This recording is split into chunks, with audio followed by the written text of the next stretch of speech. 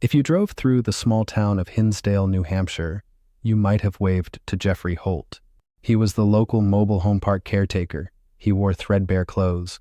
He rode a bright orange lawnmower to the convenience store.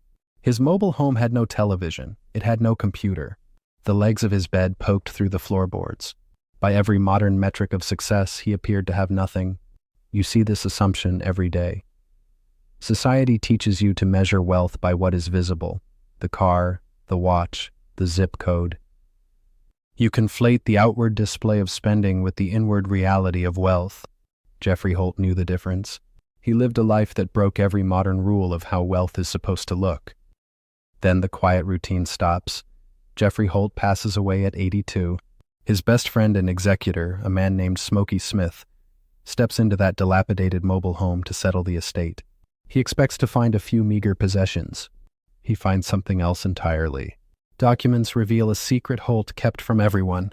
He was not poor. He had quietly amassed a $3.8 million investment portfolio. This discovery forces a redefinition of terms. There is a vital distinction between being rich and being wealthy.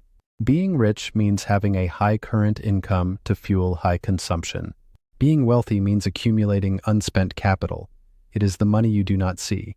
It is the capital that buys future freedom.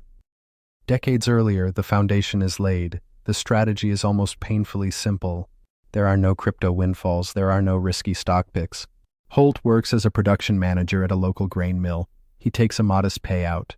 He spends his afternoons sitting by a local brook, reading financial publications. He automates his savings. He buys simple, diversified assets. He builds a relentless, unbreachable gap between his ego and his income. You do not need a Wall Street salary to build generational wealth. You do not need complex financial engineering. You only need the discipline to earn, save, and remain entirely unimpressed by the expectations of others.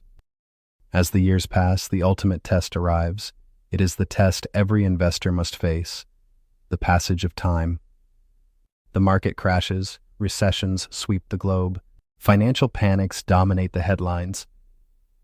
Through the dot-com bust and the great financial crisis, Holt does exactly one thing. He does nothing. He lets his portfolio sit. This is the law of quiet compounding. Time is the ultimate multiplier. Human intervention is what breaks the mathematical curve. Trying to time the market destroys wealth. Reacting to hype destroys wealth. Liquidating assets to upgrade your lifestyle destroys wealth. Holt simply waits. Eventually, the numbers become staggering. His wealth balloons into the millions. The tension shifts to temptation. You might wonder why he never spent it. You might assume $1 million demands a luxury car or a sprawling estate. The reality is that Holt was optimizing for a different metric. He wanted to read history books. He wanted to collect model trains. He wanted to sit quietly and listen to Mozart. He had exactly the life he wanted.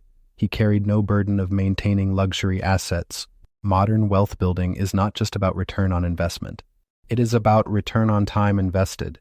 True wealth is having the absolute freedom to control your own time and attention. Holt bought his autonomy back in full. In the end, the invisible becomes visible. Holt leaves his entire $3.8 million fortune to his town of 4,200 people. The funds are earmarked for health, education, and recreation. His solitary wealth suddenly transforms an entire community. It will shape generations. Real wealth is not what you display to the world. It is the impenetrable security you build for yourself. It is the lasting legacy you leave behind when you no longer need it. You have a choice in how you build your financial life.